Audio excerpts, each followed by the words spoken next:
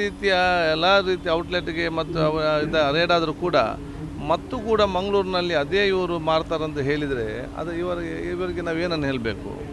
ಅದಕ್ಕೆ ನಿನ್ನೆ ಮಾಹಿತಿ ಬಂದ ತಕ್ಷಣ ಅಧಿಕಾರಿ ಹೋಗಿದ್ದಾರೆ, ಚರ್ಚಿಸಿದ್ದಾರೆ, ನಾವು ತಕ್ಷಣ ಅದನ್ನು ಸೇಲ್ ಮಾಡಿದ್ದೇವೆ. ಇಂಥದ್ದು ಎಲ್ಲ ಕಡೆ ಇವತ್ತು ಮುಂದೆ ನಡೀತಿದೆ. ಅದಕ್ಕೆ ನಾನು ಎಲ್ಲರಿಗೆ ಹೇಳಿದಿಷ್ಟೇ, ದಯವಿಟ್ಟು ನಿಮ್ಮ ಕಿಚನ್ನ ಹೈಜಿನಿಕನ್ನು, ಸ್ಟೋರನ್ನು ಮತ್ತು ಇರುವಂಥ ಆಹಾರ ಪದಾರ್ಥಗಳನ್ನು ಗುಣಮಟ್ಟದ ಇಟ್ಟುಕೊಳ್ಳಿ.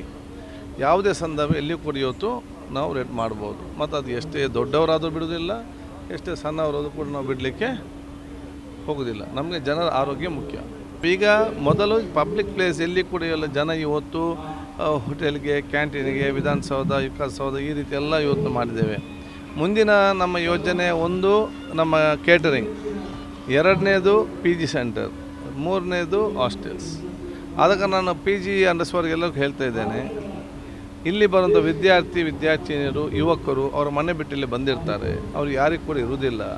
ಅವರು ಊಟದ ಇದರಿಂದ ಆರೋಗ್ಯ ಸಮಸ್ಯೆ ಆದ ಕಾರಣ ಅವ್ರು ಭಾಳ ನೋವಿನಿಂದ ಹೋಗುತ್ತಂತ ಜೀವನ ಮಾಡ್ತಾಯಿದ್ದಾರೆ. ಅದಕ್ಕಾಗಿ ನೀವು PG ನಡೆಸೋದಾದರೆ ನಿಮ್ಮಲ್ಲಿ ಬರುವಂಥ ಯುವತಿಯರು ಯಾರಿದ್ದಾರೆ ಅಥವಾ ಇನ್ನಿತರ ಯಾರು ಕೆಲಸಕ್ಕೆ ಬರ್ತಾರೆ, ನಿಮ್ಮ ಸ್ವಂತ ಮಕ್ಕಳಾಗೆ ಮತ್ತು ನಿಮ್ಮ ಸಂಬಂಧಿಕರಾಗಿ ನೋಡಿಕೊಂಡು ಅವರಿಗೆ ಊಟದ ವ್ಯವಸ್ಥೆ ಮಾಡೋದಾದರೆ ಅಂಥವ್ರು ಮಾತ್ರ ದಯವಿಟ್ಟು ಓಪನ್ ಮಾಡಿ PG. ಇಲ್ಲದೆ ನೀವು PGಯನ್ನು ಓಪನ್ ಮಾಡಬೇಕು ಅಗತ್ಯನೇ ಇಲ್ಲ. ಅದಕ್ಕಾಗಿ ನಾವು PGಗೆ ನಾನು ಯಾಕೆ ಮಾಹಿತಿ ಅಂತೇಳಿ ನೀವೀಗ ರೆಕ್ಟಿಫೈ ಮಾಡಿ, ಸರಿ ಇಲ್ಲದೆ ಸರಿಪಡಿಸಿಕೊಂಡು ನಾಳೆ ಏನಾದರೂ ಬಂದಾಗ ಖಂಡಿತವಾಗಿ ಆ PG ಸೆಂಟರ್ ನಡೆಸಲಿಕ್ಕೆ ನಾವು ಅನುಮತಿ ಮತ್ತು ನಾವು ಕೊಡೋದಿಲ್ಲ. ನಾವು ಸಂಬಂಧಪಟ್ಟಂಥ ಡಿಪಾರ್ಟ್ಮೆಂಟ್ ಕೂಡ ಮಾತಾಡಿಕೊಂಡು ನಾವು ಜಂಟಿಯಾಗಿ ನಮ್ಮ ಕೆಲಸ ನಾವು ಮಾಡ್ತೇವೆ.